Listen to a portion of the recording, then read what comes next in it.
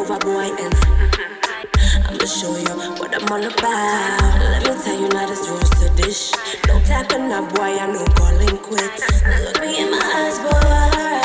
Give me wrongs, baby, maybe just fine. Rub on my neck and show me how to put it better. Rub on my while you giving me some. Take my legs, place them on top of your shoulders. While you give it to me over and over. I don't know what you're gonna do when I put this thing on you. I wanna find out how many licks does it take till I get you to. How many licks does it take till you get me to? Till you can breathe like me, to love you scream. Pull me down and sing. La la la la. Zero turn, tell me what you wanna do. Nothing soft, let me spoil it with you. Oh, my belly arching on my back. When you hit it, boy, hit it like that. Daddy wants me to put on the show. White lingerie under this robe. Anything he want, he already knows. I like to flash your soul. He loves it when he gets to kiss his pretty lips. Rub on this. I need more, give me more. Well, if you wanna find out, you know what to do. It's gonna take more than maybe only you. Invite her, now I'm in the mood. You both to come find out. How many licks does it take till you get me to? I wanna find out how many licks does it take till I get you to. Till you can breathe like me, to love you scream. People wanna find out how many licks does it take to. Greetings, greetings, greetings and salutations, one and all. Welcome, welcome, welcome to the night shift to DJ Kevin Stew. It's a real talk night.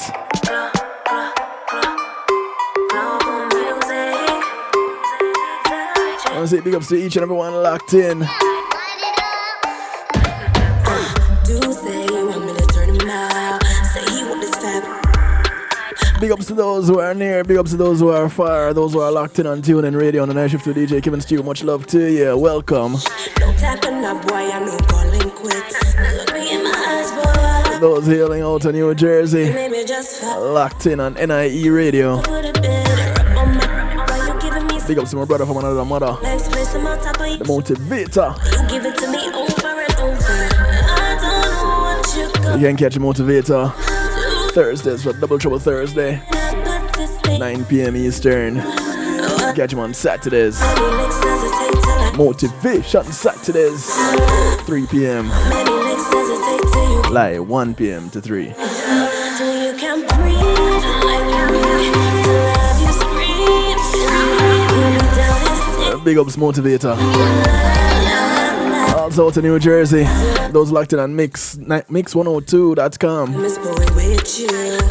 Blessings to you. On my back when you hit And their sister station down in Jamaica, Earth 96 FM, 96.9. this road. Anything you want, he already knows. Blessings symbol. Flash your soul. He loves it when he gets to kiss his pretty lips. Rub on this.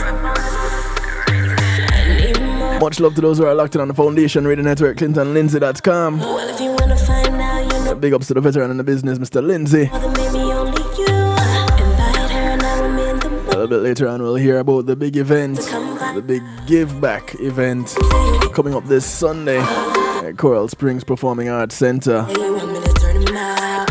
Say he want this fab. Hey, y'all don't want to miss that. I'ma show you what I'm all about. Let me tell you now, this rules to dish. No tapping up, boy, I know. Want to say big ups to those who are locked in on Zeno FM, bubbling in the stew pot. Maybe just fine. Those on Clubhouse, Show me how to put it in. also bubbling in another stew pot. Take my legs, place them. But guess what? It's all one stew pot where we bubble up and just simmer down, yeah? Don't know what you're gonna do when Those locked in on YouTube Live, I wanna find right here at the home of the night shift to DJ Kevin Stew, kevinstew.com. So glad to have you. Couldn't do it without you. you give me to. You have my word, I wouldn't even try. You can breathe like me, to love you scream. Pull me down and sing. La la la la. to say much thanks and respect to my segment sponsors, Pulse Media Group and Being in a Moment is Price. Let's go ahead and give them a call. 754-999-1140. What can they do for you? You have an event you want to stream live on a secure platform, whether yours or theirs? Call them up. Tell them Kevin Stew sent you. Be it a church service, a wedding, a funeral, a graduation, a seminar, you name it. You want to do something like me?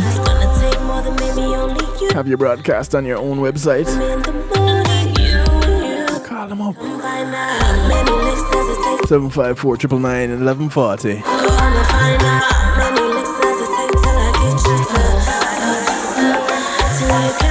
I want to say much thanks to Althea and her Healing Heavenly Hands. Althea is a licensed massage therapist operating out of Broad County, North Miami-Dade and South Palm Beach counties. She comes to you, bringing her table, her oils, and over 20 years massage therapy experience. Go ahead and give her a call. Schedule your appointment. 954-655-9000. Those on spring break. Down there in North Miami, South Palm Beach, all over Broad County. 954-655-9000. Call her up. Schedule your appointment. She only has one request outside of paying her. Is that you get off her table and go sleep somewhere else when she's done. It's called the Kevin Stew Clause because I'm notorious for falling asleep.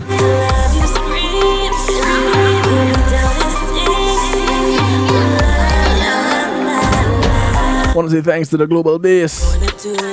The Global Base navigates your journey across music, marketing, and much, much more. It's a realm where social spheres awaken through their mastery. Go ahead, embrace the invitation to liberate your creativity, unbounded and free. Just know the only free thing you're getting is the free consultation because it's high quality services and you pay for that. The Global Base, your catalyst for everything related to music, marketing, event planning, and social media.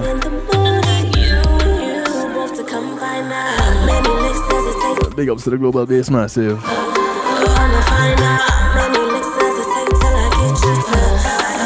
I want to say thank you to McNeil Trucking. McNeil Trucking is a veteran-owned, licensed and insured mover in the state of Florida. So you want to move from the Keys up to Jacksonville, from Naples to Palm Beach, from Pompano to Pensacola, and any point in between. You want to put some things in storage. You don't have the manpower, you don't have the transportation. Don't worry. You have the name, you have the number. McNeil Trucking, 954-406-9740. That's 954-406-9740. Call them up today. Schedule your move. Tell them Kevin Stew sent you.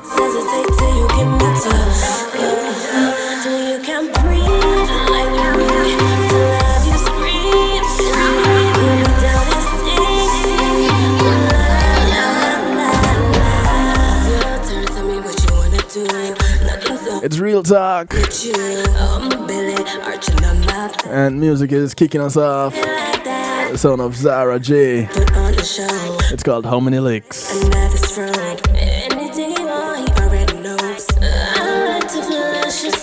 And you know, some people may know how exactly to reach and connect with their partners. Some people need to be guided. But how do you get to that point? Do you even know? Do you know how to, or are you one to sit down and have the discussion about how many licks it takes?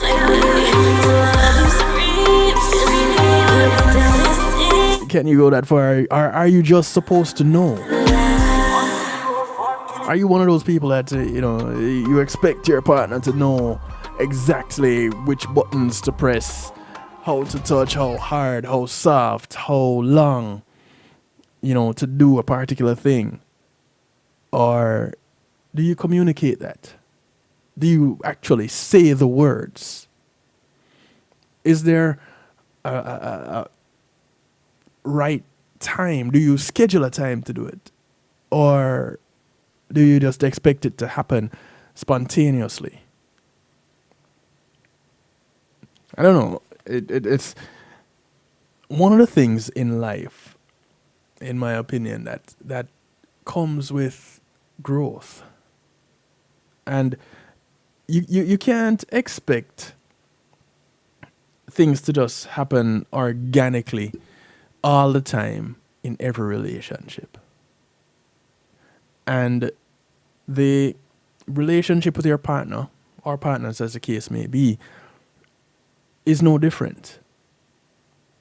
There are some people that are of the opinion that when it comes to intimacy in a relationship, to sex, that it's just supposed to happen. You're supposed to give the look and your partner no, and it's all go. But if your partner didn't know what that look means, how is it going to be all go? And if you give the look and you're ready, but your partner isn't, how is that navigated? Does your partner just go ahead with it just because? Are you one to do that? Is that expected?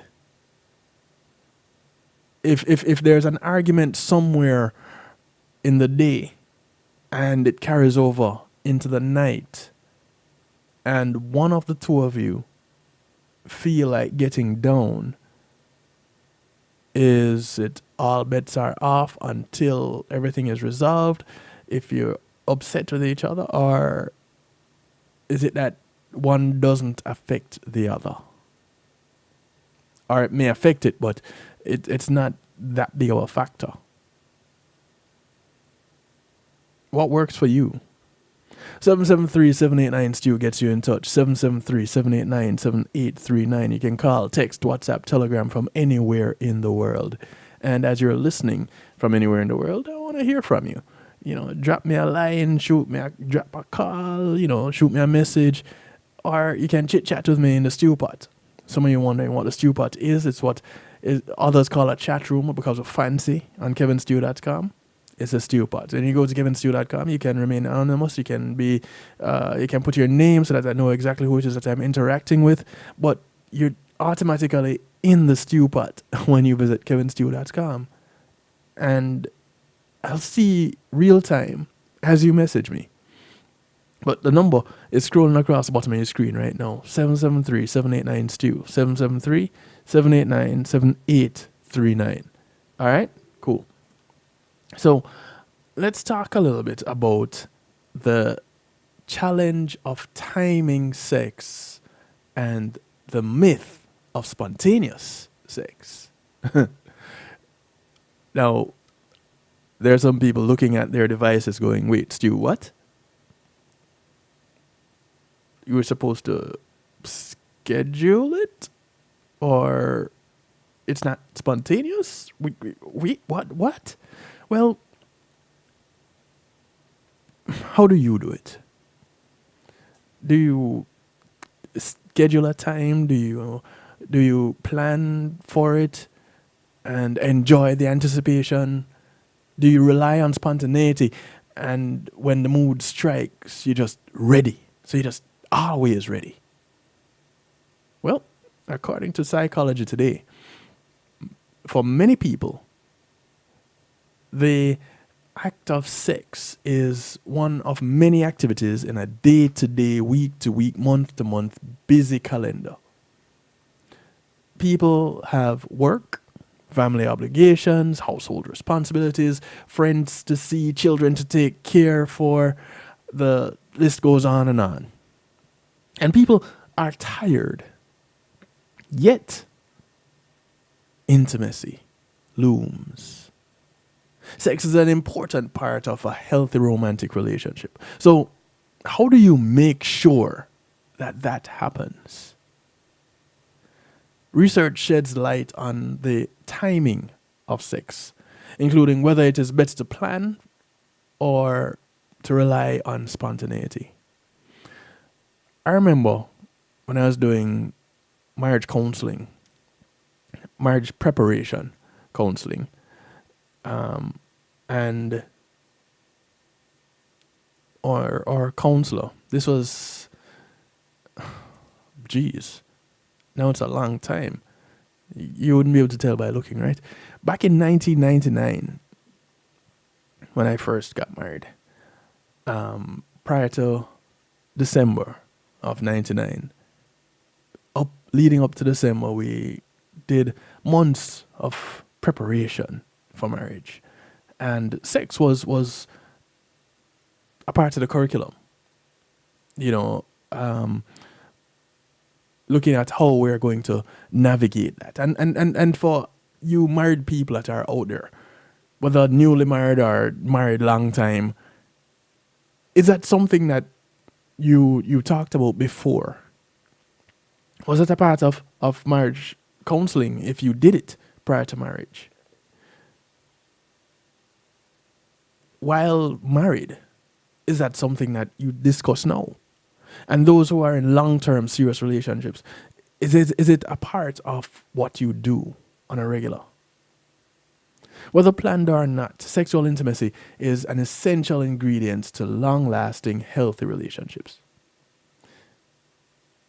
I don't know how it works for those who are disabled, quadriplegics, and still have long-lasting, healthy relationships. High-quality sex predicts numerous personal and relational benefits, from higher satisfaction and stronger peer bonding to better sleep quality. I didn't say it. The scientists did. Similarly, frequent sex versus infrequent sex improves well-being to the same effect as increasing salary from $25,000 to $75,000 a year. A parallel that underscores the power of a healthy sex life. Now,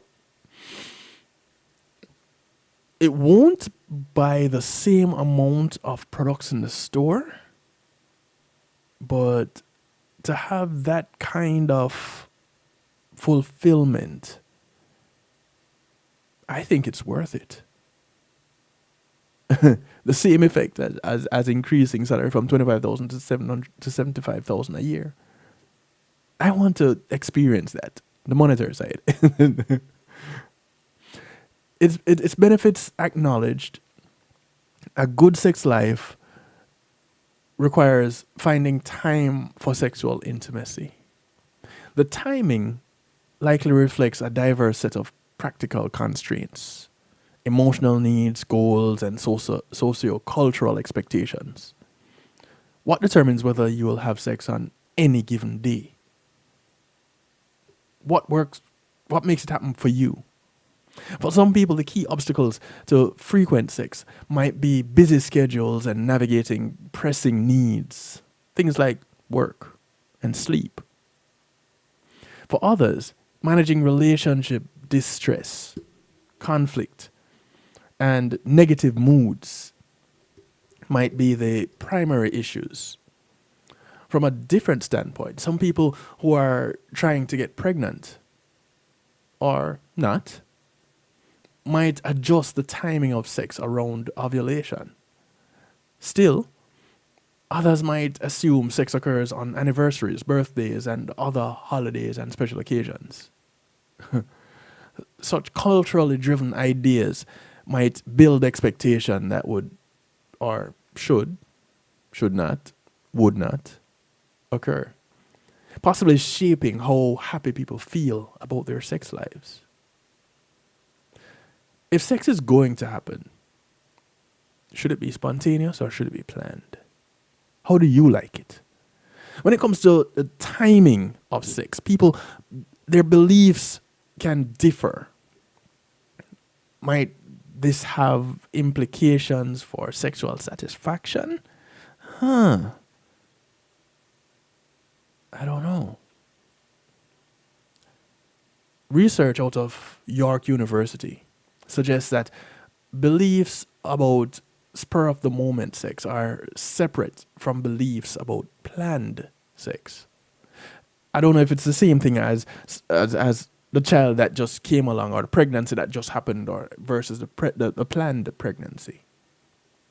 But this is to say people can feel the thrill of each other, or they could feel the thrill of each of the situations, or they could feel the thrill of neither of the situations, or can endorse one type of timing more than the other. Empirically, most people believe spontaneous sex is more satisfying than the planned one. And then you have some people that just say, give it to me any which way I can get it. Spontaneous sex is, according to Psychology Today, a popular way to time sex. In a survey of 303 participants in ongoing romantic relationships, 73% indicated that their last sexual encounter with their partner was spontaneous, with only 14% saying it was planned. The rest indicated it was neither, or they didn't know. I don't know if they didn't know when it was happening or they didn't know it was going to happen. I don't know.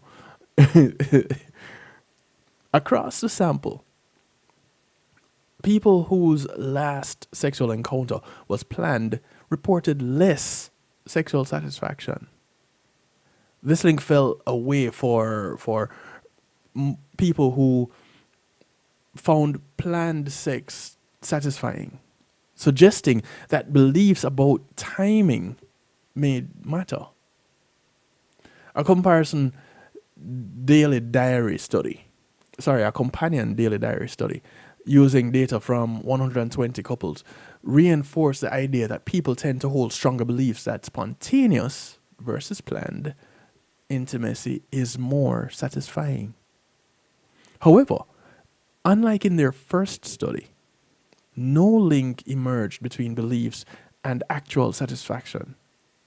Whether an encounter occurred either spontaneously or planned was not associated with how happy they were in their sex lives.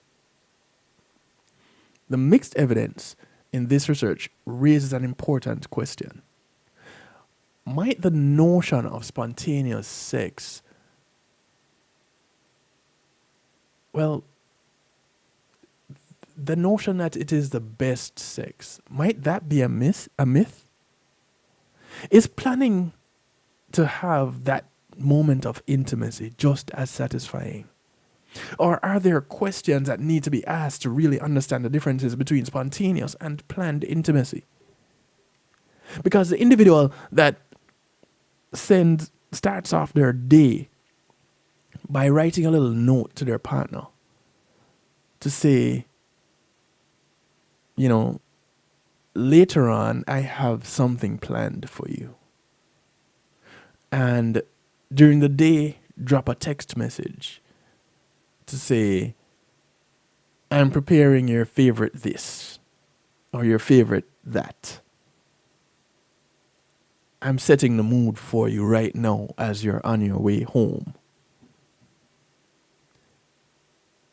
These things are things that pretty much heighten anticipation. But that's a moment that is planned. So would that be more satisfying than just chilling, watching a movie, watching a game, and just break out into intimacy? The evidence suggests people think spontaneous intimacy is more satisfying, perhaps even the better when compared to planned. However, no reliable evidence in sexual satisfaction emerged.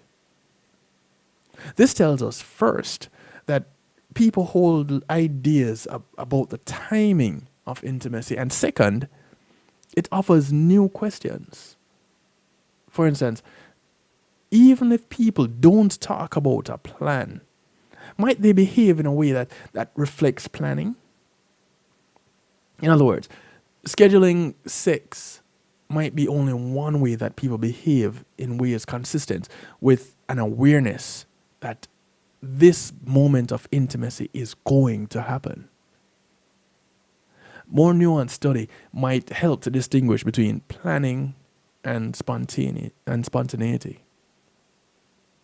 Perhaps the most important take home from this, though, is that whether intimacy happens with planning or with no expectation, it may make very little difference. For romantic partners, this level of intimacy, this sexual contact versus not having it, may be a more important driver of sexual satisfaction. And so we're left to think a little bit more about it. Is it that we're gonna need a little bit something more, or do we need less? Do we need to talk about it more? Do we have the tools that would help us in navigating that space where we can say, all right, let's talk about this. We wanna get to the point where we can talk about everything in our relationship. What does that look like? How can we get there? And that is what, for me, takes us to a level of maturity. That's how we grow into our relationships, past the superficial, I see you, you see me, we're hot for each other, let's go. Not to say that that doesn't work, but that can't work all the time. Nor am I saying talking about it and planning it is going to happen all the time. Then you have those that want to talk in the middle of it. That's something else, and it might be a whole broadcast by itself. I didn't plan to have that as a part of this one, but we can talk about it. 773-789-STEW gets you in touch. 773-789-7839. Call, text, WhatsApp, Telegram, they all work. But I really want to hear from you guys. I want to get some feedback. And there's no feedback that is wrong. Let me make sure that I put that out there for those who think that, I don't want to say the wrong thing, or no. There's no such thing as the wrong thing when we're having a discussion right here on the night shift to DJ Kevin Stew, any other broadcasts, especially this one, where we have real talk, talking about real life situations and real life relationships. This one being more intimate. We're going to take a quick little break, and there are a few things that I want to get out there as we go on this break. A few things to remind you of. One of them is the audiobook, Empowered, Essential Concepts and Strategies Every Woman Should Know About Self-Defense. This book was authored by Jonathan Field and narrated by yours truly, Kevin Stew. And it's available on Audible. So go ahead and download your copy today. Get a copy for someone else, whether male or female. Why? Because I learned so much when I narrated this book that you stand to learn a lot too. Whether you have a sister, cousin, wife, daughter, girlfriend, these are things to know. These are things to also discuss among yourselves, because they're important things. Yeah? Coming up on the 30th of March at the First Baptist Church of Sunrise is the Spring Gospel Concert. He is alive. This happens, once again, March 30. The church is 6401 Sunset Strip in Sunrise, Florida. Those of you who are familiar with the area, it's just off Oakland Park Boulevard. You head south on 64th and the church is on your right. You can't miss it. Big building just at the roundabout. Doors open at 5. Concert starts at 6. Main featured artists would be Joan Myers and Jabez. Contribution, only $50. Hosted by John T. of WAVS 1170 Radio. Come on out. The proceeds go towards the church and what the church is doing in the community.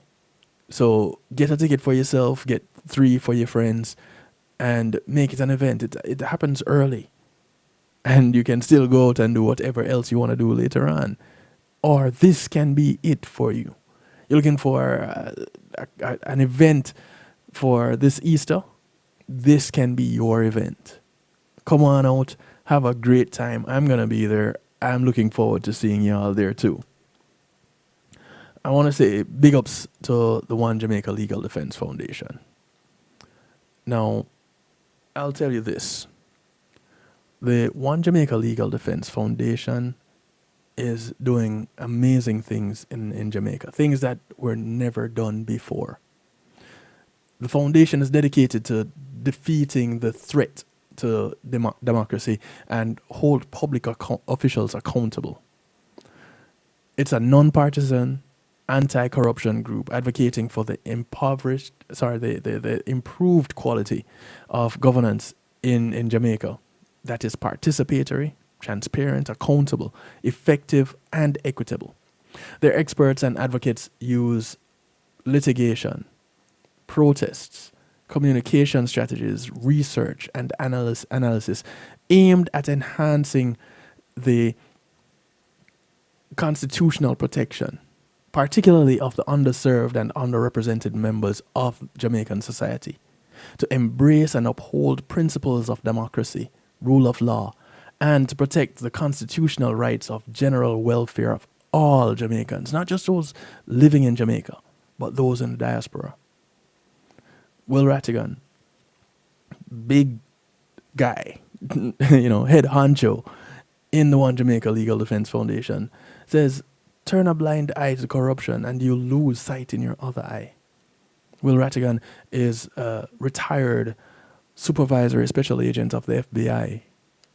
And he is joined by former intelligence analyst Herb Nelson and human rights attorney Isat Buchanan every Saturday, 3 p.m. on Reggae Global Radio for Reason with Vatican. And they'll have guests on talking about what steps are being taken to hold politicians in Jamaica accountable.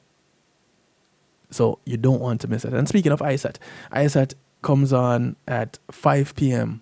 on Reggae Global Radio for with Context Matters every Thursday evening. 2 hours of amazing enlightenment you don't want to miss. Thursdays, 5 p.m., Isaac Buchanan, Context Matters.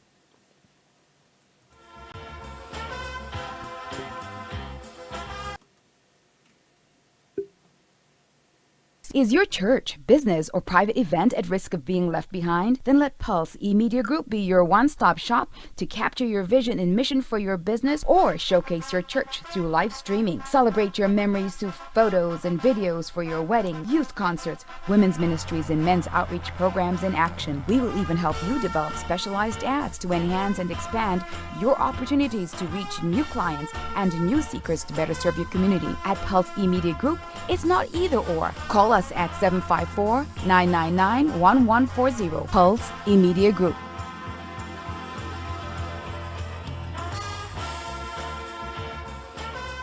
LCF Entertainment presents Love is in the Air celebration with live performances by the hitmakers from Jamaica, Lust.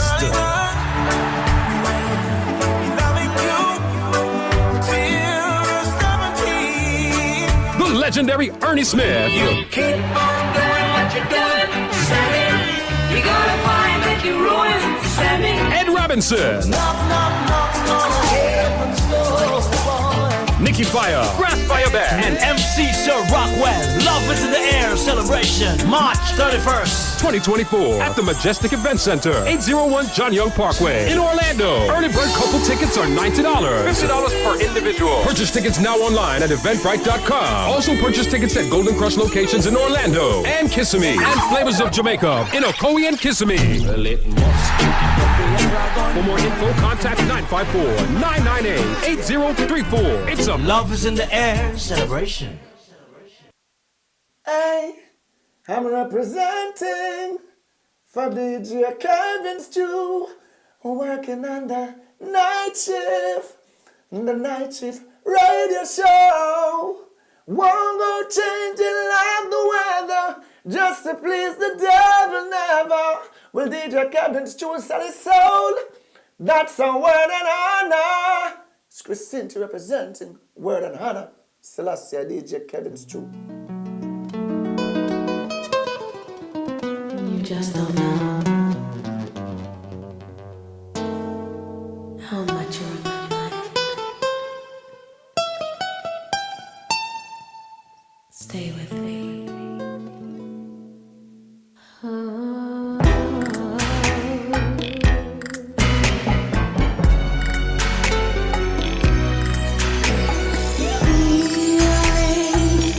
Like you came to take me to the sky. I never knew you were an angel in disguise.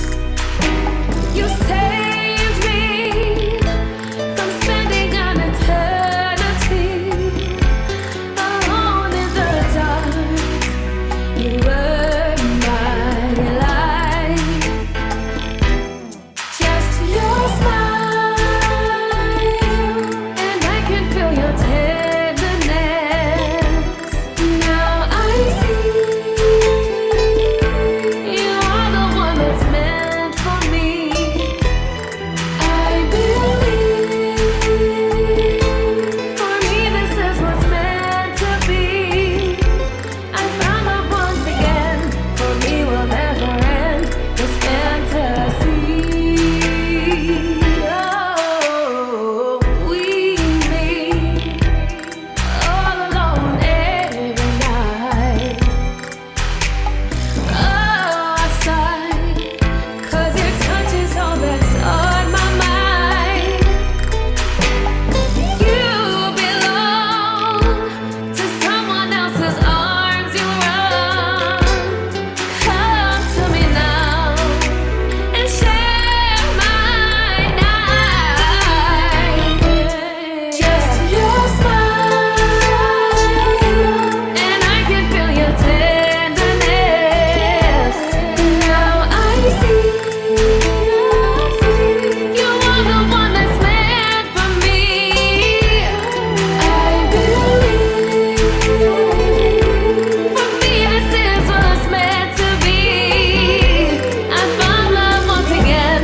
For me will never end this fantasy. Sweat drops, tear drops, what difference does it make? On my pillow when I show nobody else will know. Touch me, feel me, kiss me tenderly. Hear me fantasy.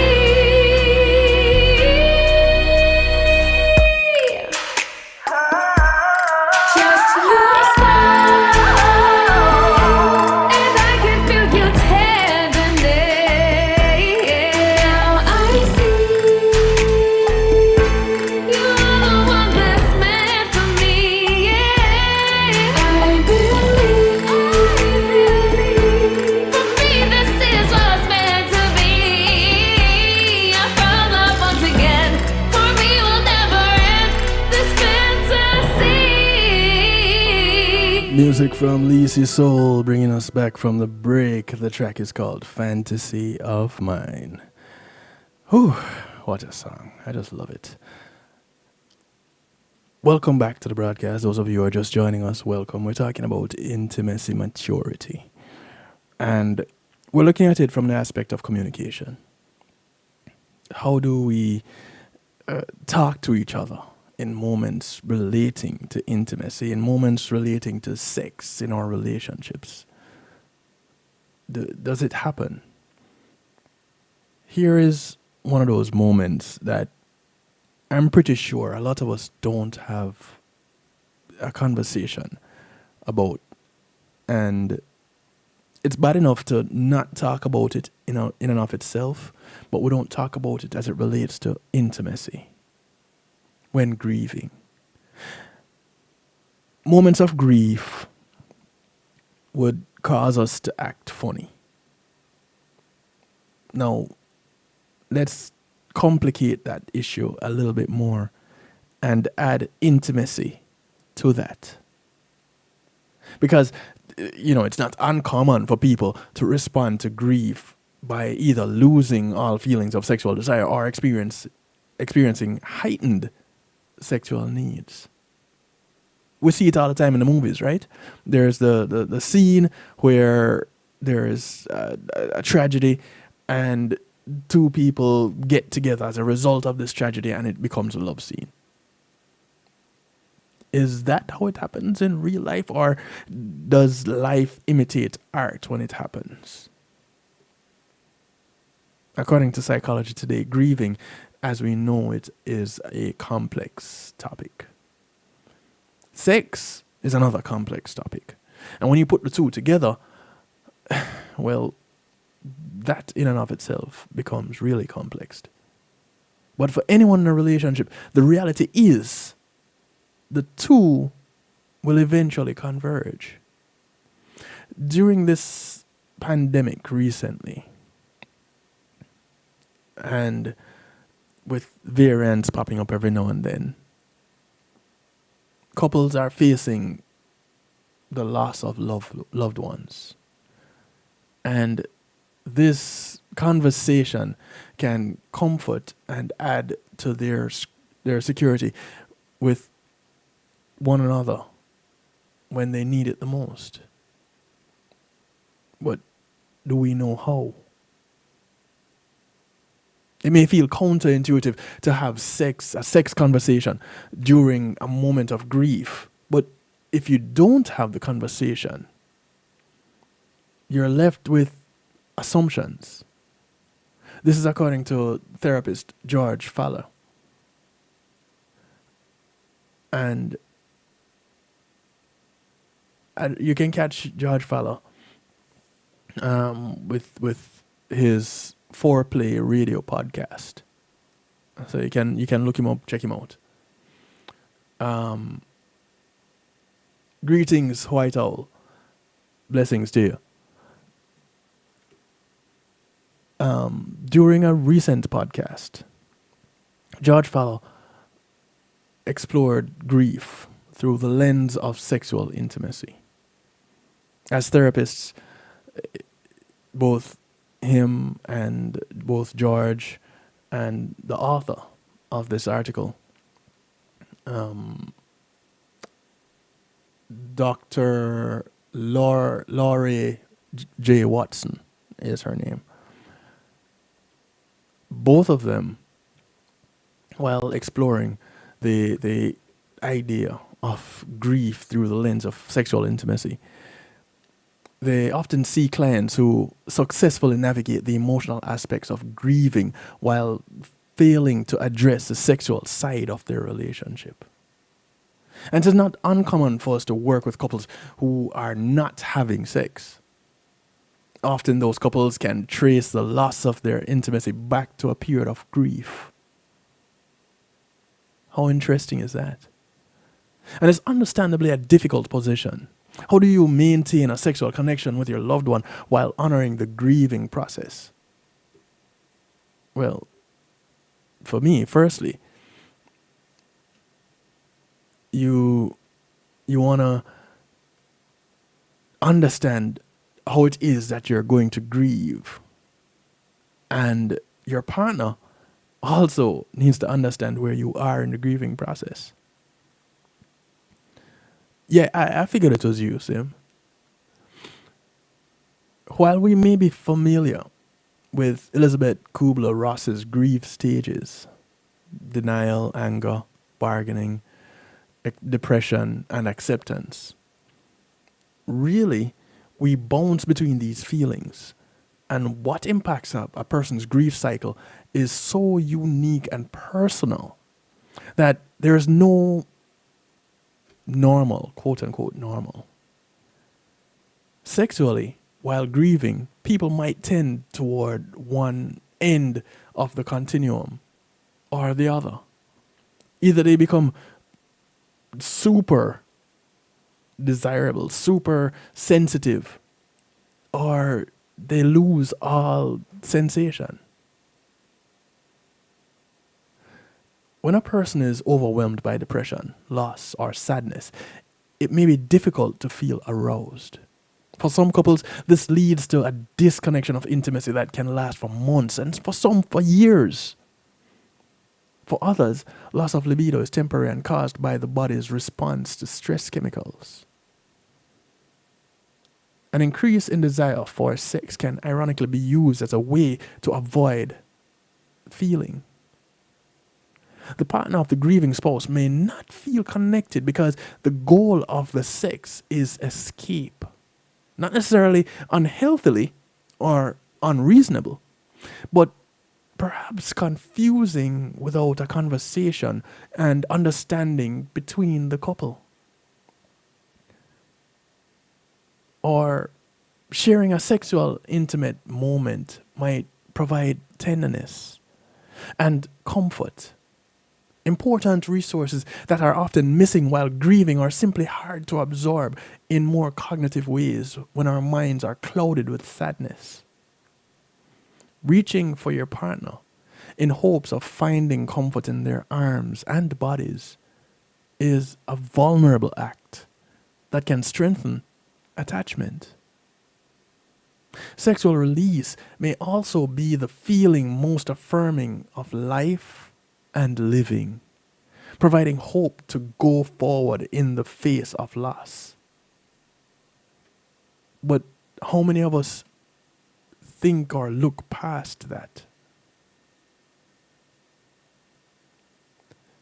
Right. Very, very true, Oracle. There are many reasons for sexual intimacy. And one of them is comfort.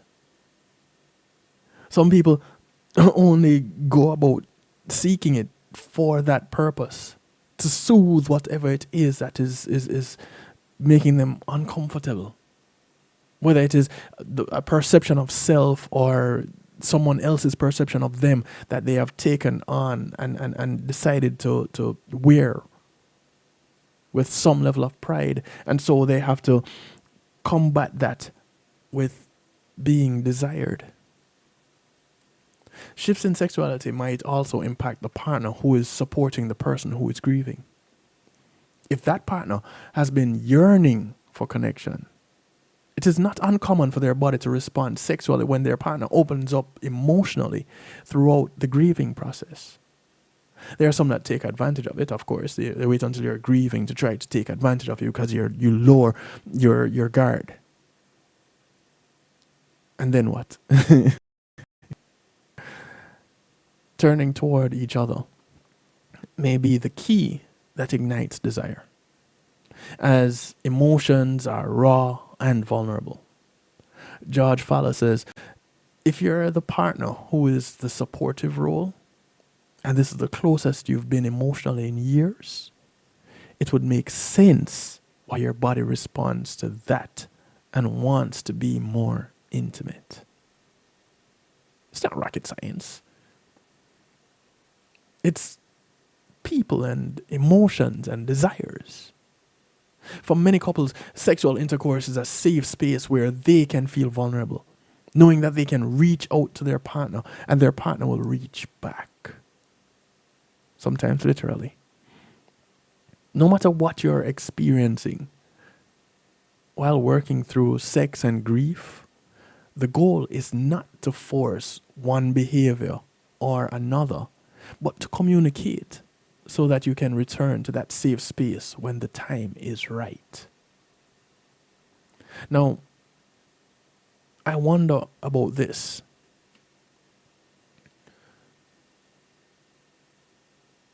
if being in this moment brings you closer together than you've ever been in a while, or it takes you to another level, do you want to move out of that space? Because we're pleasure junkies, right?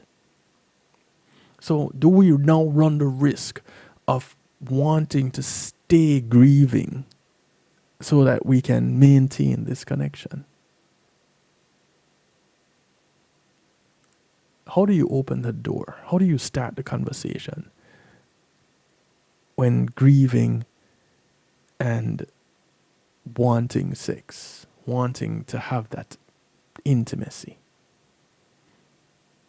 Or, as Oracle would sometimes call it, into me see.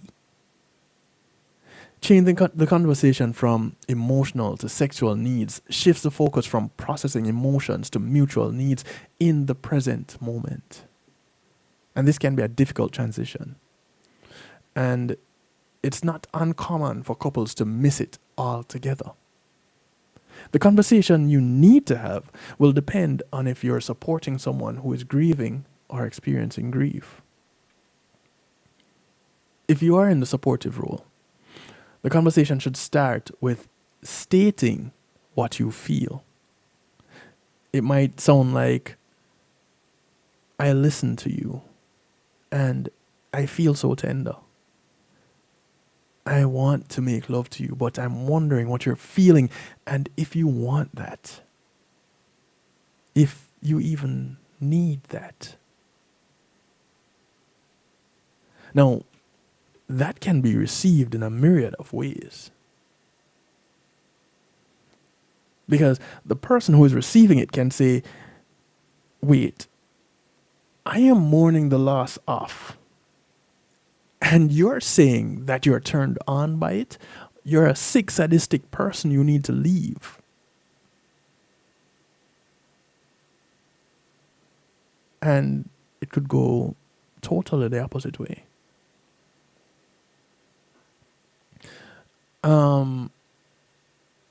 Oh, by all means, Sim, you know the number. Just call. Just call.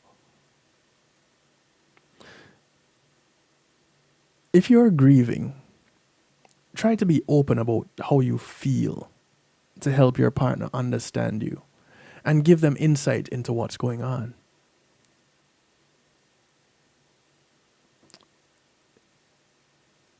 You are encouraged to be as plain as you can in communicating this.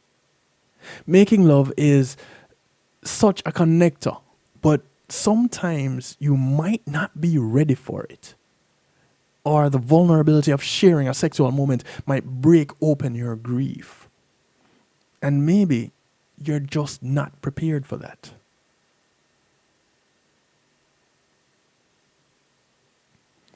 Instead, reflect on where you are and use that as a springboard to connect with your partner. Even if you don't feel like having sex, you can talk about what it's like not to want to have sex right now. Perhaps you need holding. You need to be touched instead of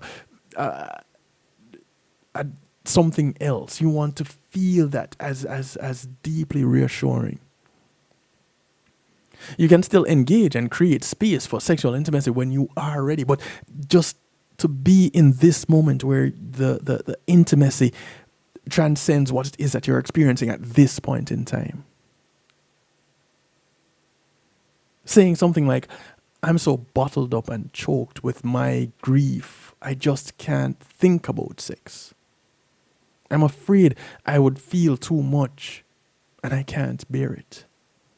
I want you to know you are so important to me though, and I love that you are willing to be there for me. No, that is putting yourself in a position of being open to the idea while expressing that you're not ready for that right now. And that is fine. Greetings and salutations to the one and only Zayla Trinity. Greetings, greetings. How are you doing? I am well. How are you? Well, yeah, you sound well, especially on this topic here. Although it's a very interesting topic, very, very interesting. So, want to know about myself By and all give my two means. cents. By all means. As a life coach, I would expect you to want to jump on in and share a little bit. Well, let's look at now. So you're looking at the part that I've caught on. I don't know if you are bringing up any other points. Hmm. But I just joined a few minutes ago, and you were talking about grief and that whole vulnerability and emotions and sexual intimacy. Hmm. So let's recap a little about what you were saying about that, and then I can comment. I just want to make sure I get the full picture because I did just join. I wasn't on it from the beginning. Well, we kind of had transitioned into the All right. addressing sex and that level of intimacy during the grieving process. And Oh. it could go either way, and my belief is that a lot of us don't know how to communicate in that space. It's difficult enough to communicate on a regular level without grief when it comes to Mm-hmm. talking about sex and intimacy in our relationships.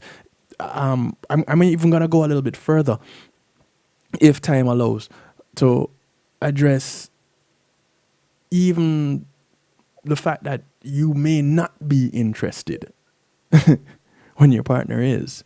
And this kind of touches on that. But this touches on that specifically as it relates to grief. And so Mm-hmm. here it is Mm-hmm. in a moment of grief. One partner is saying, boy, being here for you, I'm really feeling like I want you right now.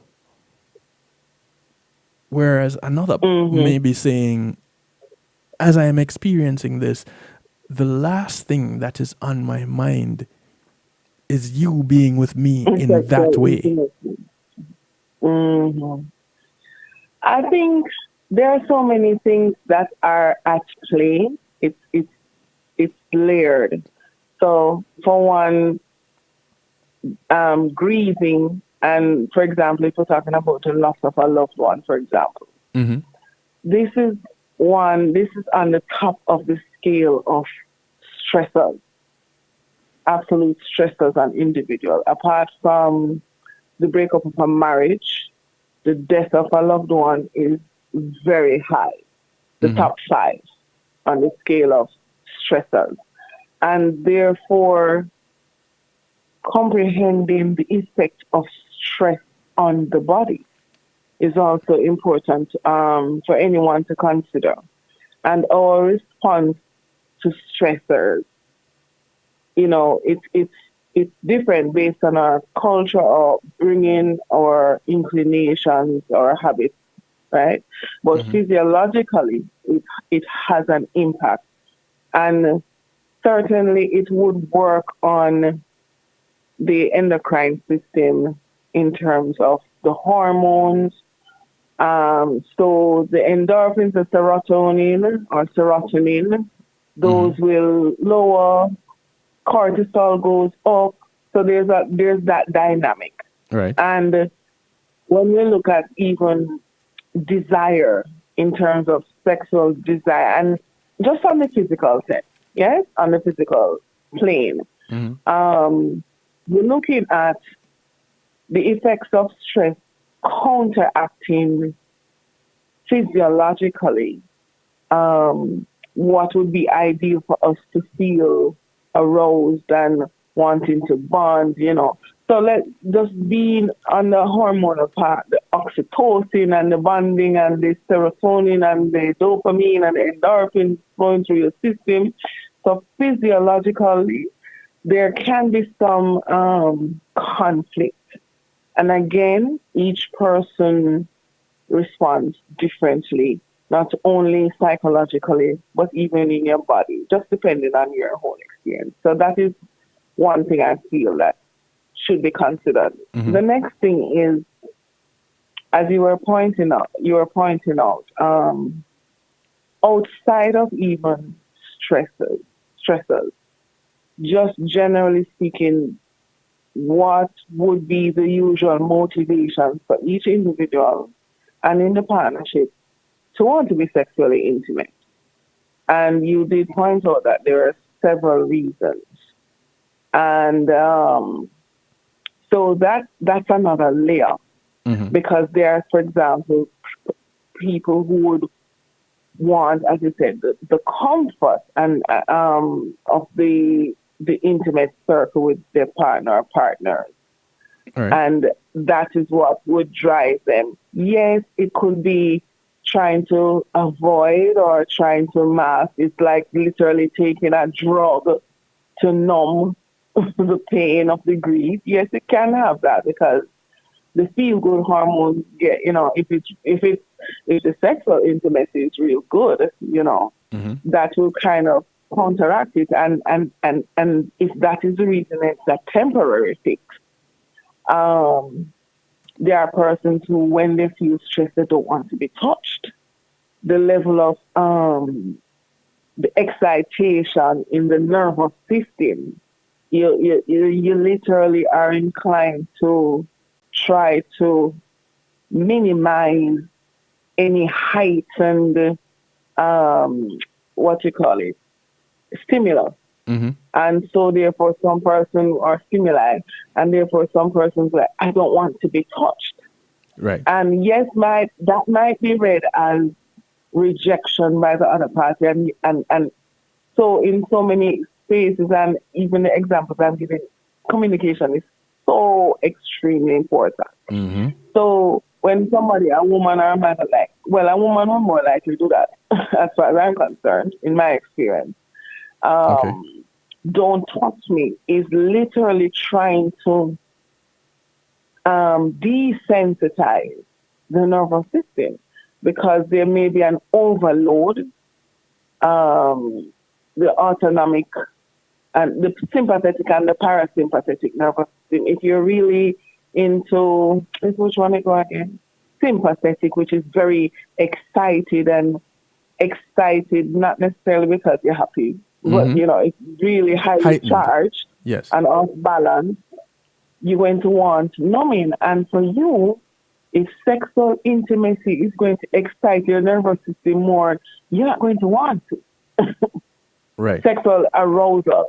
You like it. So another thing is to distinguish maybe you'd want intimacy and not sexual intimacy. And if you and your partners have this very stimulating sex life, you're not going to trust your partner to not be able to go over the edge. And it will be very difficult for the other person, especially if that is what the norm is.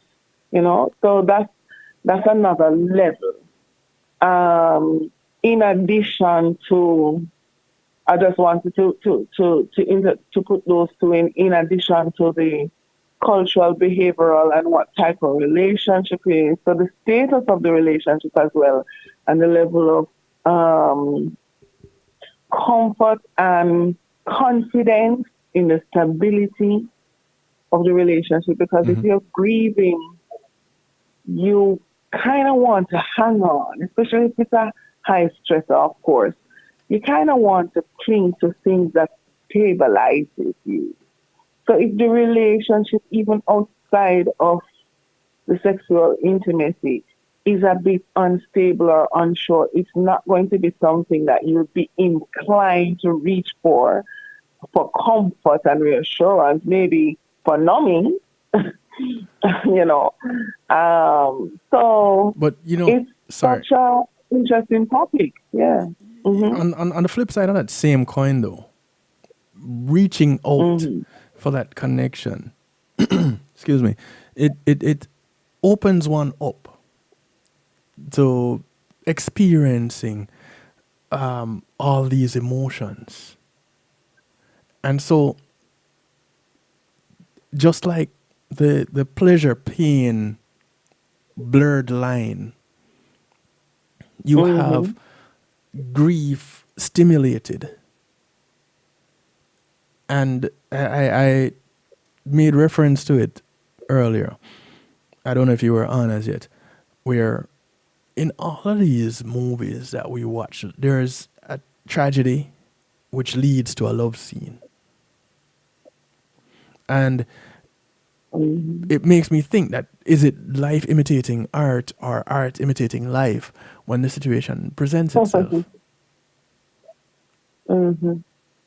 But we cannot Well, ignore the fact that this happens in real life. it And does. and let's go ahead and drop a few flies into the ointment and keep grief on the table. Let's add to that anger. Let's add conflict to that. And so here it is, you and your partner in argument. And the argument happens over dinner. And now it's bedtime. And whatever it is that you're wearing to go to bed, you had it in mind that this argument kind of turned you on and you want to be addressed.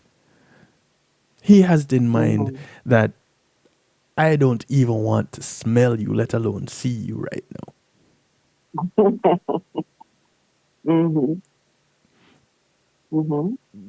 Many of us don't know how to navigate that space. Because navigating that This space... is in addition to grief? Sorry?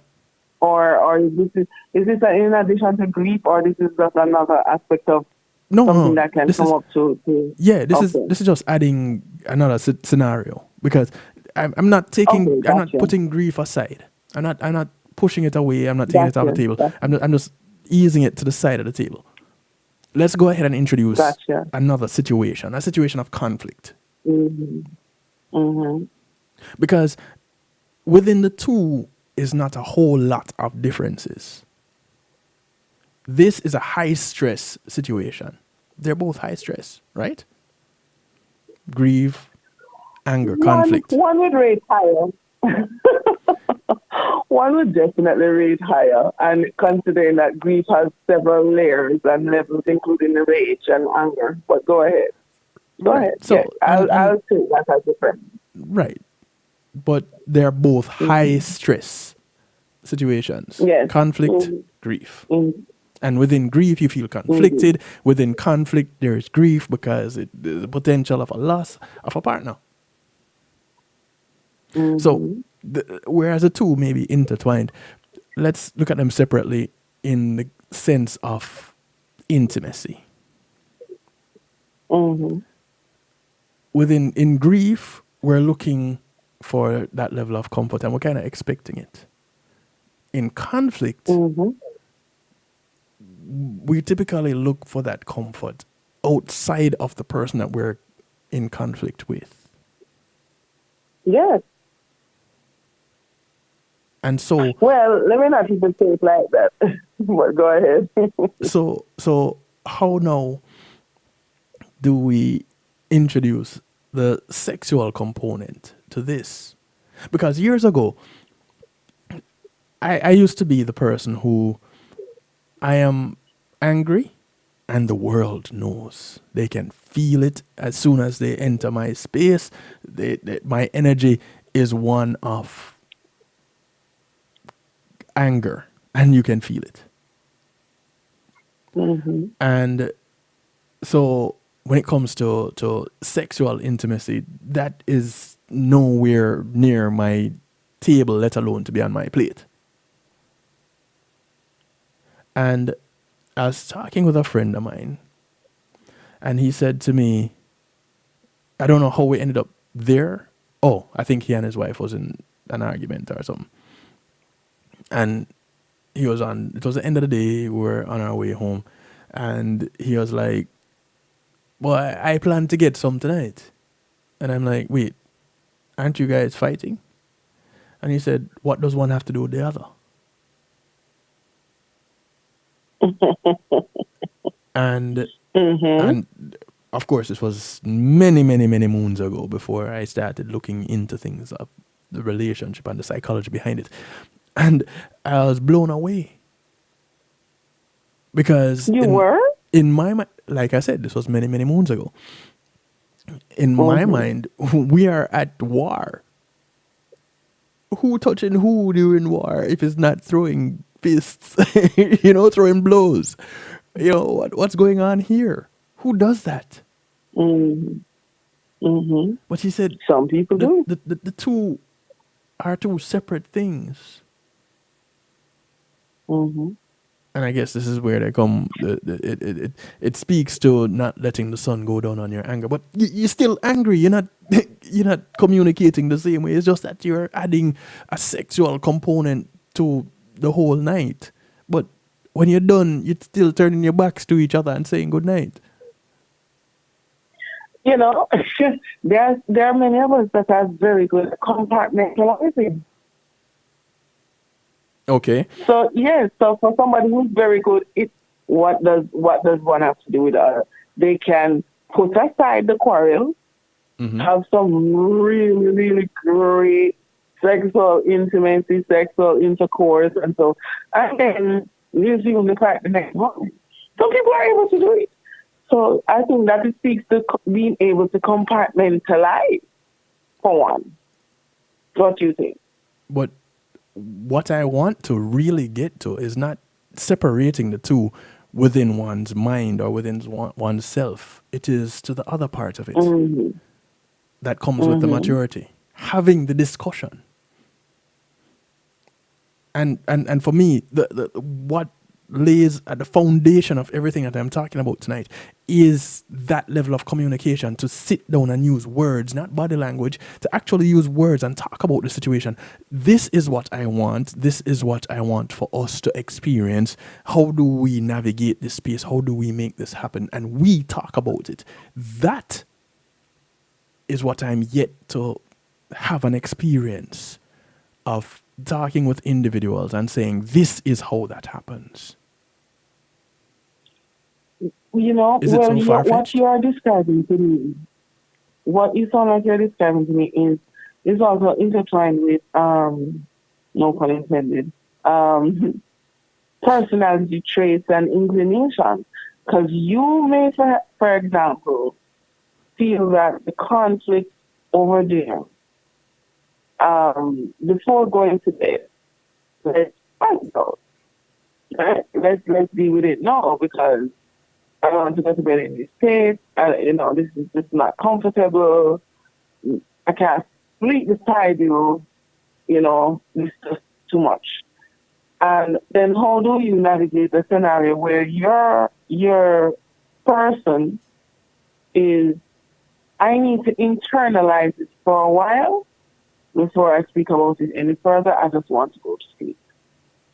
The conversation, the maturity, as you refer to that word, and let us both agree that we're talking about a relationship with a certain level of commitment. Yeah, what we would consider, and the mere fact that the person's living together, there's a certain level of commitment. But this is not about anything frivolous or friends with benefits and that type of thing, because those are certainly different. So, with that in mind, if you deal with two personalities that would have different inclinations in that stressful scenario, and even putting in that one might be, even though I'm today, I'm a little bit excited and aroused by the whole thing because it's quite stimulating, no matter what the stimulus was, definitely the maturity will come into play in terms of how you navigate and communicating, and then coming to a win-win scenario. Is the ability to do that is what I would say speaks to the level of maturity of the relationship and the individuals within the relationship. It's not easy. It is not easy at all. But the point is, if there's a certain level of commitment, there's a vested and amount of and just about equal amount of investment, and in the relationship, and the relationship is valued in the same spectrum of the two parties, then there must be ways to navigate that. And if they find that to be difficult to work out among themselves, then get some assistance. That will show you a level of commitment and then learn how to. Because unfortunately, we are not taught these things, yet we expect these things from each other in a relationship. There's nothing that prepares us for relationships. No schooling, no nothing. We go to school and talk about sex and in terms of reproductive organ and the mechanics of it. And yet we have expectations of each other when we get into relationship as if we are supposed to know. Sometimes we're a little too hard on ourselves, in my view. And then because I've dealt with couples who there was a scenario where, yes, wife, you don't want to be touched. Yeah. Husband, they had this big fight, but he's like, rawr, Ready. We don't solve it or we don't resolve it yet, but I think we can just get back to touchy-feely so that we can bond a little more and get back to being on the same page. And he tried to reach out to her and she said no, and he saw that as a rejection, so the emotions got even more heightened.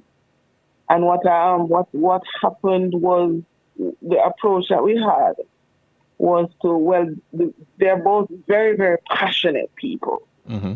And so our approach was like, okay, let's simmer down a bit and direct the passion into what your goal is. So what exactly is the goal? You want resolution, you want to get back into each other's arms. If that is what you want, let's work on redirecting these passions in a way that is productive. So dialogue,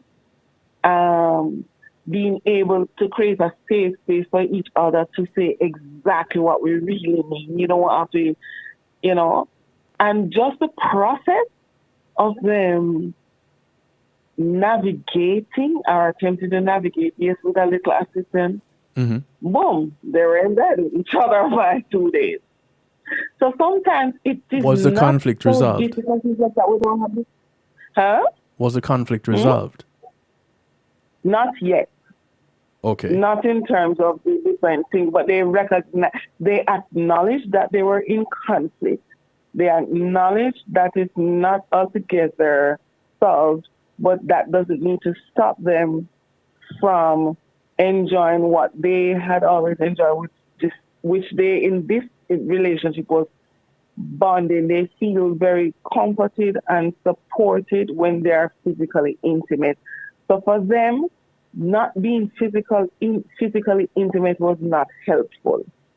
So it's just a matter of giving them the tools to redirect, remind them what their goal is, which is to resolve, transcend the argument for a while and just get back into touchy-feely because they both feel comforted in that way. And then when that happened, then they could work. They were in a better space to work on the conflict. And so each coupling or whatever, whether two or three is the coupling, it's unique. So it's to really be able to have like a SWOT analysis. What are our strengths as a couple? What are our weaknesses in terms of communication? What are the strategies that we can use? What strategies can work? And when you can do that, the next time they have an argument after we gave them those tools, they'll be like, okay, time out. We need to do this. Maybe we need to write it down into the screen. And they just have the tools. So it's like for us to be a little more, for forgiving of ourselves. That we don't have a lot of great examples.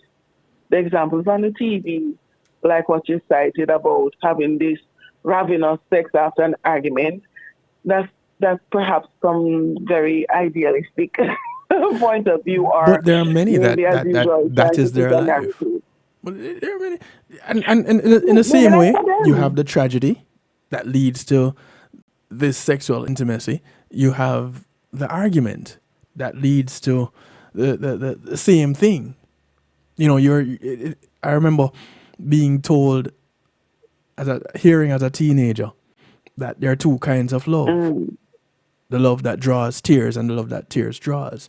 And so here comes, in this moment of conflict, this animalistic passion that just emerges, it surfaces and takes over the situation.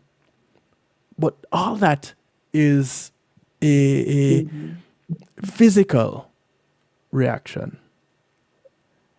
I am looking for that Expression. verbal. Mm. I am looking for that. How do we communicate this using words that this is what I want to experience, this is what I want to do, or this is what I don't want to do? And we can have that conversation in that moment. Let's take it a step Then further. it's important. Go ahead. Okay. Go ahead. Go ahead before I take it a step further. No, I like what you said, and what I would say to you or anybody who have that kind of feeling, and if this is something that is rated high for you personally in terms of what you want, what is your ideal relationship, what you truly desire, if it is high, then it may need to be on your list of deal breakers. That may be the ideal partner for you. So if you don't have that partner, maybe that's not the partner for you. Because it doesn't make any sense for us to have these expectations of someone who is not willing or sometimes able to meet that expectation, if it is that this expectation raised very high to the point of being a deal breaker. So it's about choice. So it's either you like that, but you're prepared to live with the fact that your partner is not inclined to be that way, and you therefore disengage that ideal and form a new ideal. The both of you forming that new ideal that is unique to your coupling, or you go find somebody who wants to talk about it right away. That's it. But go ahead. It's so simple. Forgive me for making it sound so simple, but sometimes with the latter, it's not so complicated. with the latter of those, the conversation is lost, though. Mm-hmm. Well, you're gonna find somebody lost? else. You're gonna find somebody else to meet those needs. Then you don't have. No, that's not what I was suggesting, sir. My No, bad. but okay, well, it's about compromise. So if, for example, I'm going to say that to you, you want to talk about it. Is it that the person is saying that they're not going to talk about it, or is it the point that you are in disagreement about the when? Because maybe the two parties want to speak, but you want to speak now, and the person needs some more time. More often How than about not, that? So what you do? more often than not, though, the situation is that nobody wants to talk. Everybody wants to act, and the act usually takes us in opposite directions. The action is, I don't want to deal with you. I want nothing to do with you. Leave me alone. And that creates. What's wrong with that? Well, What is wrong with that? what is right with it? You know, Individually, I'm saying the right, action. the right to be honest. But yes, but The I'm right looking to for be the honest. dialogue, though. The conversation is not happening. The action is happening, but the conversation is not. And so, What do you looking mean by at the action is intimacy, happening, but What is, wait, hold on. I think I'm misinterpreting. What action is happening, but the conversation is not? The action meaning sex? The action of separation in this case. Oh, you mean like me and you vex, and you go your way, me go my way, and not now go on. That's what you're talking about? Right. That we're not Oh, well, talking what's wrong about with it. that? Tell me what's wrong with that. What is wrong with that? The thing that is missing. Tell me what's wrong. The thing that is missing is the dialogue. In that moment in time, is that a forever thing? Isn't that a temporary scenario? Well, how many times have it ended up that we don't talk again, period? The we, generally speaking. Oh, okay. Look how many relationships you have been dealing with them more than I have in a professional capacity. There have been so many disillusions that have happened in this heat of the moment that the coming together is to figure out who getting what. And or to now discuss what led to this separation versus talking about wanting to go separate ways, talking about wanting to take a break, talking about wanting to have space to deal with or to process whatever it is that one is experiencing. We don't have that. Generally speaking, we don't have that. And so the maturity that I am looking to explore as it relates to intimacy comes with the maturity of having a discussion. When I was saying, let's take it a step further, being in the moment of intimacy and being able to talk about not enjoying that moment. You're talking about sexual intimacy. Yes, in that moment of sexual intimacy. And not being able to talk about that moment. And you mentioned earlier, in prefacing the scenario and the answer that you were giving, that you're talking about people in long-term relationships. It's not just a casual relationship, but why should it be different in a casual relationship? The level of investment and it's not that it needs to be different.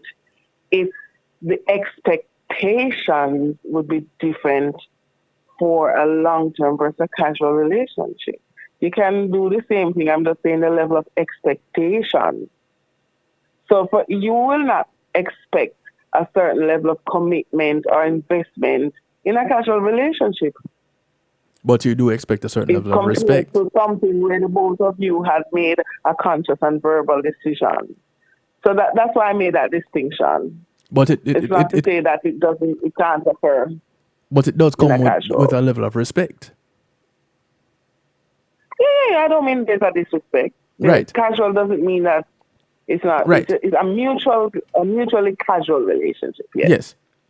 And so here we are. And whether it is just mutually casual or mutually committed, the conversation needs to happen. The conversation about what?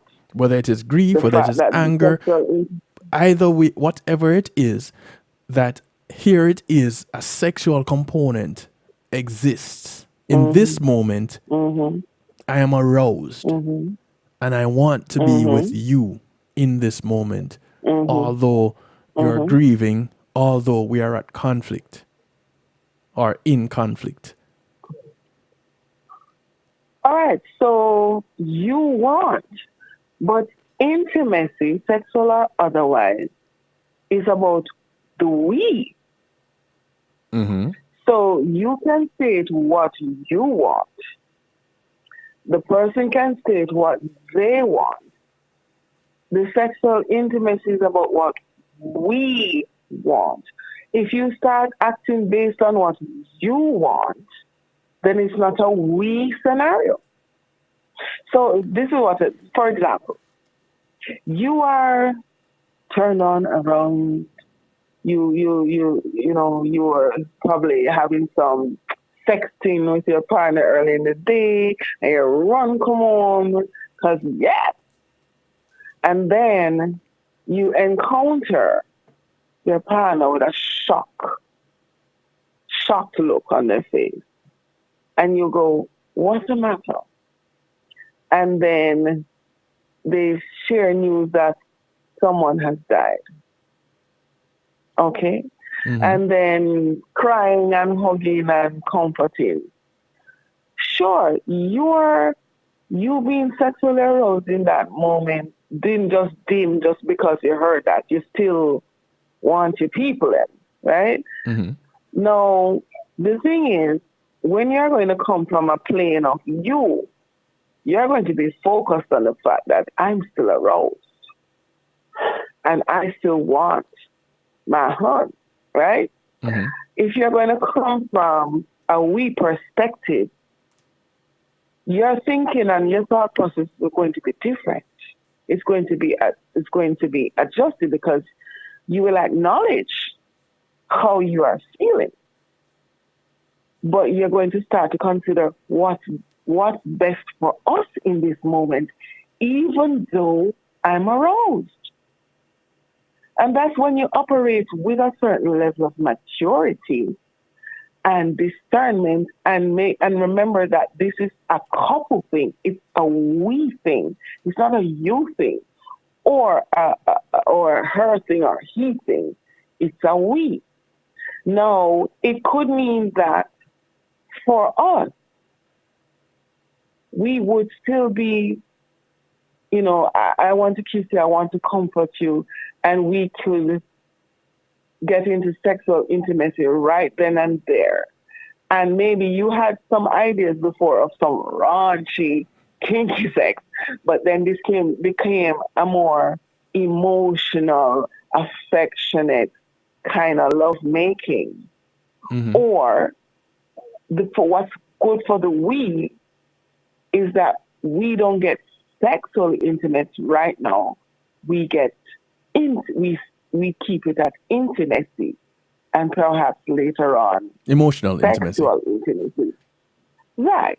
So when you're in the coupling, that's when you know you're in the coupling. It's not a competition about who wins, who gets their way, or why you're not cooperating with me, or why the two of us are not on the same page. That's still a level of immaturity. A mature coupling is I acknowledge how I am and where I'm at. I acknowledge that my partner or partners are not in the same space. How do we come together? How we enact the we component? I am a part of the we component, but I'm not the entirety of the we component. So that's the difference. And it's not to say that I'm not vilifying one or the other. I'm just saying how one thinks in that moment. Yes, it is definitely determined by the maturity. And therefore it needs to be addressed at that level. So if you're not at the level of a coupling that is mature, then it's something to grow into, first of all. But in the meantime, if you're not there, then the thought process could be, how can this become a win-win scenario? Because I would not want my partner to give me pity sex. She or he give it to me just because I'm aroused. I want her to participate, if that is what I want. And if it is that you just want to release sexual tension, then go masturbate. But why do it alone when you have someone that is well capable of giving us rendering assistance? Then you need somebody to service you. It's not intimacy. No. No. No. Because say that again. Because you gave masturbation as a solution to a particular So, problem, to what? Which is right? needing to release sexually. You can Right. do it for yourself. There's nothing wrong Yes. with it. Yes. And I'm not saying Mhm. no. I'm not saying you can't. I'm saying Okay. here it is. We are in this moment. There is this feeling. And again, I keep coming back to it. It not I'm not looking to what should the course of action, physical action be. I'm looking to what should the dialogue be. How do we navigate the verbal space, the verbal communication space? In that, do I then say to you, Mhm. and I touched on this earlier. It could be something like saying the words, boy, I know that you're going through this moment right now where you're feeling this grief, but Mhm. I am so drawn to you right now. I'm desiring you Got right it. now. It's an art. It's. I see what you're saying, and that there are certain words Mm-hmm. to avoid, and Mm-hmm. there are certain things for you to notice when you're speaking what you say. So, in the scenario that you just said, Mm-hmm. I know where you are, and I know that um, you're feeling down about the loss of your friend. Well, honey, I want to touch you. I want to make you feel good, and especially now since Mm-hmm. you are feeling really bad. So avoid. A while ago you said the word but. You Mm-hmm. see, anything that you say before the word but, It's negated. you negated it. Mm-hmm. Exactly. So avoid those words. Can't, but, don't, won't. Those negative words, forget it. And the second thing is to assure the person, these are tips, assure the person that you're not just thinking about your hard on. Mm-hmm. And it is a we thing. Avoid I, you. So it will give you this focus. I'm thinking of you. So, I want you to feel good because you are not, you're down right now. And you are so important to me. I want to do everything. And you are arousing me right now. Even before this, I'm sorry that you're that, but I feel like I can make you feel so much better. Come here. Look here. That's it. But a lot of times it's a skill and it's just words are used because unfortunately, this is my personal view. Mm-hmm. Sometimes the English language has us saying things we don't mean. Correct. You have so it's really about honesty, being frank, even if it is a case where for example, this is another scenario, you are making gestures to say, I want to be with you, and the person is pushing you off, not necessarily being very clear on the why, or you really don't care. You might feel frustrated. Mm-hmm.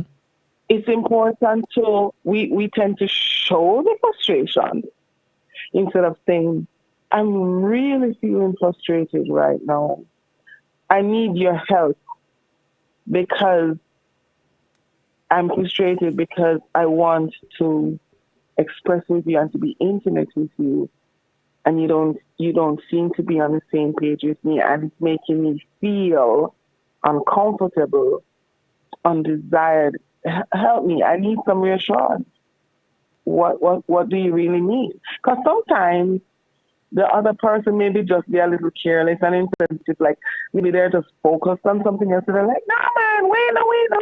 They may not have any serious, serious reason to not be intimate. They're just not getting your cues straight, or they were preoccupied. Now, Mm-hmm. if it's a case of preoccupied, then you get them attention. Oh, no, no, no, I didn't mean to do that. You have their attention. Or if there's something else going on that you were not aware of, then it's an opportunity for them to say, I'm really sorry you feel that way. It's not my intention for you to feel that way. but I'm actually experiencing some physical discomfort, and it's kind of difficult for me to feel aroused sexually because I'm uncomfortable. And then you both work on going there. So it it it requires honesty, avoiding negative words. Really, if you find yourself saying I, just know that you're giving the impression that you are self-centered, and you can't Versus be selfish. self-centered in intimacy. Self-centered or self. Well, the person will No, probably think you're selfish. versus selfish. Yeah, because yeah, it's a contradiction to intimacy with someone else to be selfish. That's a contradiction. So avoid eyes, avoid negative, You and mean be honest. to be self-centered is a contradiction? To intimacy with someone else, it is a Yes, contradiction. right. Right. But Mhm. we look Yeah.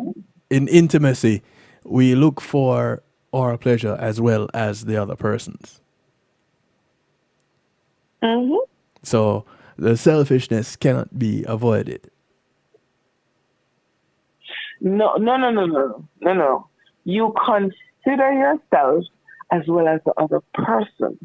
That's not self-centered. Right, That's a we-centered. right. That's why I said the selfishness cannot be avoided. Self-centeredness, however, can. Okay, I think. Self-centered means, well, let's just get to the semantics. Yes. Self-centered meaning coming from within oneself outward, like your your the source, the origin of the thought or action is coming from within self and projecting outward. Selfish is to consider only what you want. So I'm saying, therefore, with those two meanings, just to make sure that we're on the same page, that selfishness has no place in mutual intimacy. It's intimacy. First of all, intimacy, I don't have to say mutual because once you say intimacy, it involves someone else. You can be self centered and consider someone else in the intimacy because you have to be in touch with what you want. You sure it's You not the have to other be in way touch with around? what it is that you want. I'm sure. I know we can go back and forth with this self-centered and Oh selfishness yeah, tonight. yeah, yeah. But But we're not going to do it tonight. We're not going to do it tonight. you're being selfish. As we You're being have self-centered. as we have on many a previous occasion. but Mm-hmm. but Oh yeah. I there's so much more to the Mm-hmm. maturity the of intimacy, or the as I titled tonight's broadcast, intimacy maturity, and specifically sexual intimacy and the maturity that comes with it in having dialogue when in these situations, when grieving, when angry, when in the heat of the moment, and it's just not right, you're just not connecting, in one partner feeling the desire and the other just not that up for it. There are discussions to be had versus behaviors to be interpreted.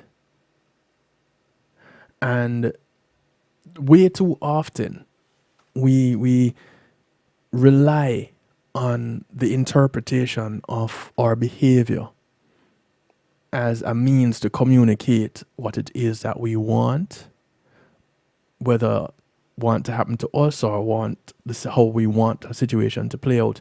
And this is not something new. This has been going on forever. It has happened with the expectation in sexual intimacy. Oh, we just lost Sim. Zayla Trinity. I hope her battery didn't die. If you're still listening, Zayla, just give a call back. But well, I guess we're wrapping up now anyway. There's so much more to this. There is, and those still need to be looked at. And so I'll probably end up doing a continuation to this, where we look at those areas where the moment, where in the moment of sexual intimacy, needing to communicate something be changed. Not that hard, not that fast, not that slow, not that soft, not that position, not that lighting, not that music. Yes to all of those things. you know, communicating that and being able to comfortably do so takes us from one level to another. And with expanding out of the bedroom to other parts of the home, the living room, the kitchen, the front door, outside, in the yard, what I'm saying is taking it from that specific place and expanding outside of that into the community, being able to communicate with each other transcends sexual intimacy, maturity, and it just goes to overall maturity, where now we're using our words. You know, as children, or we would tell children, use your words. As adults, we may use words, but we use them to hurt. We use them to break down and destroy, not to uplift and support. And this uplifting and supporting can happen even if coming from a place where you are feeling one particular way and your partner isn't, and you want to express that to them, not expecting anything in return, but to just share with them what it is that you're going through, what it is that you even were anticipating. As in the moment where you were heading home to be with your partner for a moment, or an evening of wild, passionate lovemaking, only for your partner to get this news that is grieving them. And you're expected to give comfort, even though you're in a heightened sexual energy. And so, navigating that space and not being deemed self-serving. Learning to use words that include both the we, the collective, versus the individual, like Zayla said earlier. And so the journey goes on. The journey goes on. What is it that you are looking to experience in this realm, this sphere of into me see?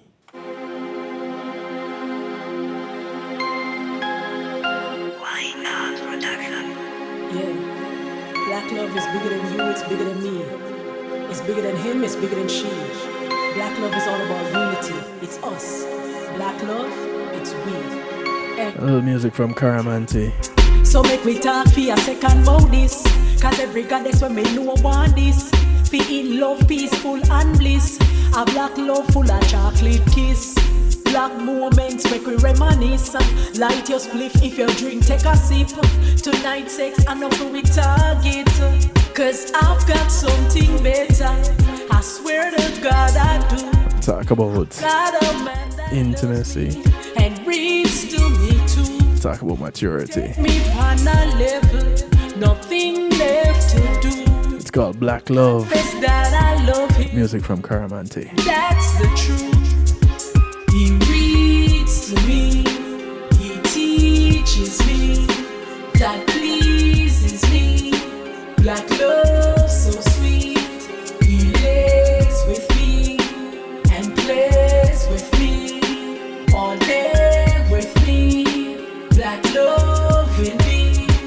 Oh, are we connected through time and space? The love strong, stronger than the black race. Have your magic anytime we embrace. Me love your king, I will never embrace. The man go deep, deep in the bookcase. Show me body plus me mental space. Spiritually I have to elevate. Cause I've got something better. I swear to God I do. I've got a man that loves me and reads to me too.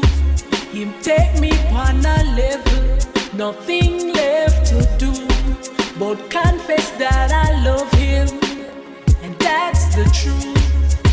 He reads to me, he teaches me, that pleases me. Black love so sweet. He lays with me and plays with me all day with me. Black love indeed. Oh, I be seen up for them a try. Announce love but a lie, them a lie. Them couple up but me want know why. Cause every other month I just fight them a fight. Before long one of them take flight. Quit the team cause the team never tight. Me heart goes out, that's not right. But not enough in me black life.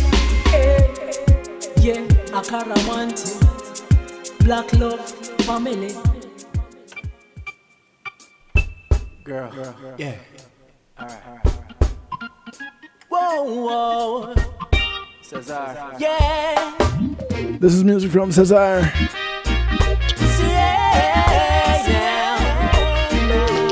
5 minutes to the top of the hour, 5 more minutes before I get out of here.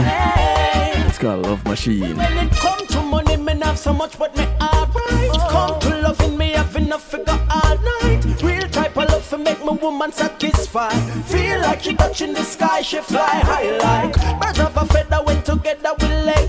She says she like it better when I'm holding the reins. Well, tonight we're gonna do things different. Yeah, will you be my love machine? You make love to me, girl. I wanna touch your buttons, yeah. Let you show me something. Will you be my fantasy and give me what I need? Will you be my love machine? Oh, yeah. Okay, you're so cute. Music just turns me on.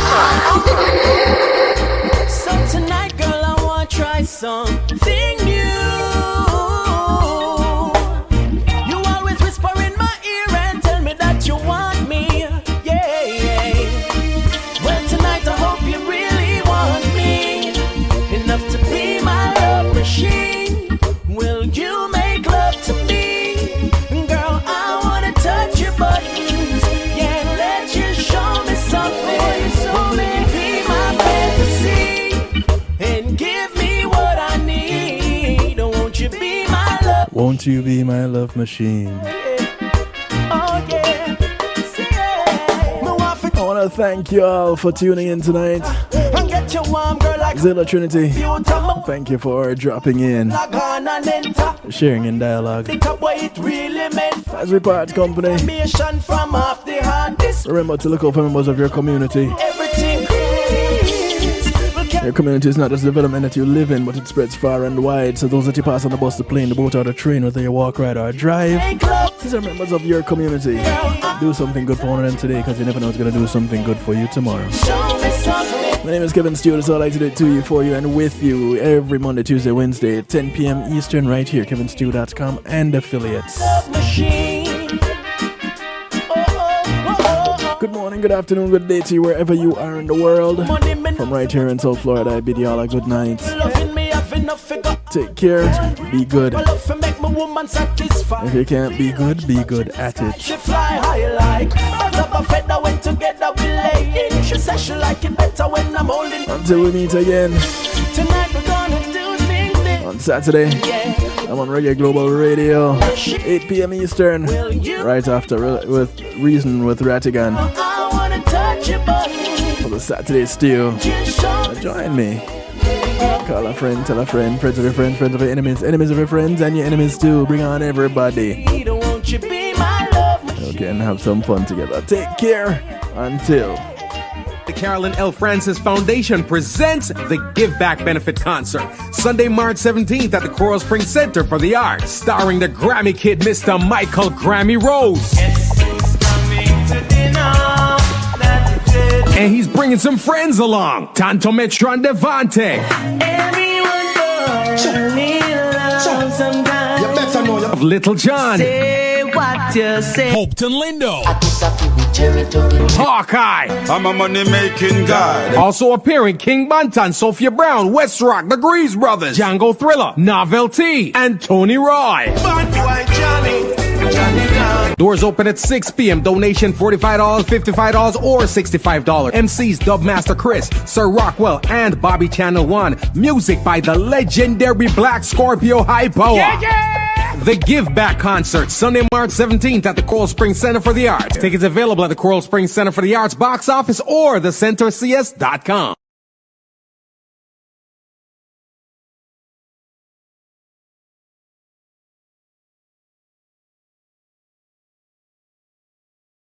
Days with Healthy Love and Wednesdays with Real Talk from 10 p.m. to midnight Eastern Time. Come spend some time interacting in the stew pot where we keep things bubbling and wind down in musical therapy. The Night Shift with DJ Kevin Stew is on kevinstew.com where you're encouraged to have acceptance through enlightenment.